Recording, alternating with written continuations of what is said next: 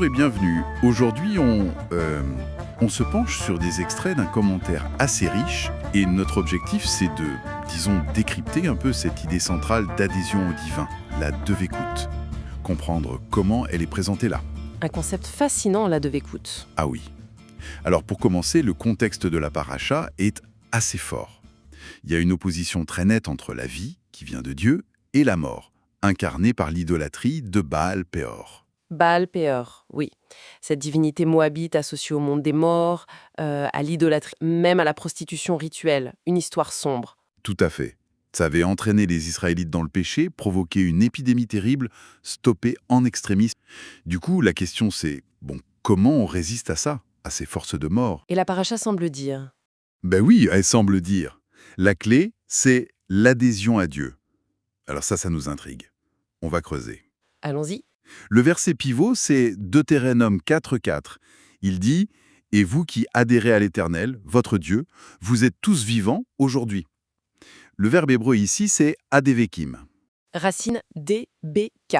Très important. Ça veut dire coller, attacher, joindre. ». Oui, et beaucoup de traductions utilisent « attacher ». Mais Georges Vajda, un penseur souvent cité dans nos sources, lui, il propose « adhérer ». Et ce choix de mots, adhérer, il n'est pas anodin du tout. Non, c'est ça qui est intéressant. Adhérer, ça suggère quelque chose de plus, organique presque. Une union intime, un collage spirituel si on veut, pas juste un lien externe. Absolument. Et ce qui est passionnant d'emblée, c'est que Vajda souligne bien que cette adhésion, ce n'est pas juste nous qui faisons un effort, quoi. Oui, dans l'amour premier de Dieu pour Israël. C'est Dieu qui aime d'abord. C'est ça le moteur initial. D'accord. Donc, notre attachement, notre adhésion, ce serait une sorte de réponse en fait. Précisément, une réponse active, engagée. C'est d'ailleurs pour ça qu'en retour de cet amour, Israël est appelé à aimer Dieu de tout son cœur, de toute son âme, de tout son pouvoir. Le schéma, Deutéronome 6.5, bien sûr. Voilà. Donc, ce n'est pas un vague sentimentalisme, hein. C'est une croyance fondée sur l'expérience, sur la vérité de cette relation, sa sainteté. Ça engage tout l'être. Et cette idée d'adhérence, elle n'est pas complètement nouvelle dans la Bible. Si, Non, pas du tout. On la trouve dès la Genèse pour décrire l'union de l'homme et de la femme. Genèse 2.24, il adhère à sa femme. c'est fou comme parallèle. L'union humaine la plus intime comme image de cette connexion au divin. C'est très fort, oui. Et plus tard, le commandement devient explicite en Deutéronome 13.5, ou votit bakun, c'est à lui que tu t'attacheras. Et ce n'est pas juste une idée en l'air. C'est lié à des actions concrètes dans le verset. Exactement. Marcher avec Dieu, le craindre, obéir au commandement, le servir. C'est très concret. Donc cette base biblique, elle est claire, fidélité, action. Et ensuite, ça évolue vers ce concept de devekut. C'est ça. La devekut, ça reprend cette idée, mais ça l'approfondit. Ça devient une quête d'adhérence continue. Et chose intéressante, elle est souvent liée aux attributs divins. C'est-à-dire? Les attributs comme la miséricorde, la clémence. Oui, par exemple. Le but devient alors en quelque sorte de chercher à ressembler à Dieu par nos propres actions, d'incarner ses attributs. Ah, je vois. Donc, au-delà de juste suivre les règles, il y a une dimension qualitative, une sorte d'imitation du divin. Voilà, c'est une question de qualité d'être. Et cette quête, elle va prendre différentes formes au fil du temps. Dans le Zohar, par exemple, le grand livre de la Kabbale, Oui, eh bien, la devekut y est décrite comme l'expérience spirituelle suprême. L'âme s'unit à la lumière divine. C'est très intense. une union mystique donc. Oui, mais le Zohar précise bien, ce n'est pas une fusion où l'âme disparaît. Elle reste distincte. Il y a cette phrase magnifique « Mon âme est unie à l'Éternel.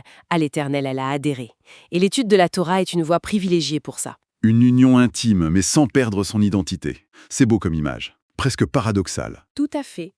Mais attention, ce n'est pas réservé qu'aux grands mystiques en transe, hein. Des commentateurs très rationnels, comme Maïmonide ou Rachi, insistent sur le fait que la devekut passe par le quotidien, Ah oui. Comment? par l'accomplissement des commandements, l'étude constante, le fait de suivre les sages, de s'attacher à leur sagesse. C'est une démarche très ancrée dans la vie. Donc l'étude et la pratique quotidienne sont indispensables. Essentiel. Et puis arrive le chassidisme, avec le Baal Shem Tov notamment. Là, on parle de service dans la matérialité. Le service dans la matérialité, qu'est-ce que ça veut dire concrètement? Ça veut dire chercher Dieu. S'attacher à lui dans les actes les plus simples de la vie. Manger, travailler, interagir. Mais le faire avec joie, avec ferveur. Le chant, la danse même peuvent devenir des voies d'adhésion. L'idée, c'est d'infuser le sacré partout. D'accord. Que ce soit par l'écoute la plus pointue ou la joie la plus simple, l'objectif reste cette connexion, cette dévécoute. Toujours. Et pour finir ce panorama, il faut mentionner une figure majeure. Rabbi Moshe Haïm Luzzatto. Ah, l'auteur du Messilat Yasharim, le senti des justes. Exactement. Pour lui, la dévécoute est carrément le but ultime de toute la vie spirituelle. C'est le sommet, une union constante avec Dieu. Le but ultime. Mais ça doit être exigeant, non? Très exigeant. Ça demande un travail énorme. Se détacher de tout ce qui distrait, se purifier intérieurement, acquérir vraiment la crainte et l'amour de Dieu. C'est l'aboutissement d'une longue ascension éthique et spirituelle qui vise à dépasser l'égocentrisme. Impressionnant. Alors, si on essaie de synthétiser un peu tout ça, cette adhésion au divin, la dévécoute, c'est vraiment un fil rouge qui traverse toute la pensée juive? On peut dire ça, oui. Ça part d'un commandement biblique assez direct. Attache-toi, sois fidèle. Puis ça devient une expérience mystique profonde, d'union dans la Kabbale, dans le récidisme. Et enfin, chez Luzzatto, c'est le couronnement d'un parcours éthique et spirituel très structuré. C'est une belle synthèse. Et dans tous les cas, ça reste une réponse. Une réponse active, vivante, à cet amour premier de Dieu dont on parlait au début. Et c'est peut-être ça, la source de vie qu'oppose la paracha aux idoles mortifères comme Baal Péor. Tout à fait. Et si on veut ouvrir un peu la perspective, cette aspiration profonde à l'adhésion, elle résonne tellement dans les psaumes. On pense au psaume 42. Comme la biche soupire après les courants d'eau, ainsi mon âme soupire après toi, ô Dieu. Mon âme a soif de Dieu. Oui, c'est magnifique. Voilà.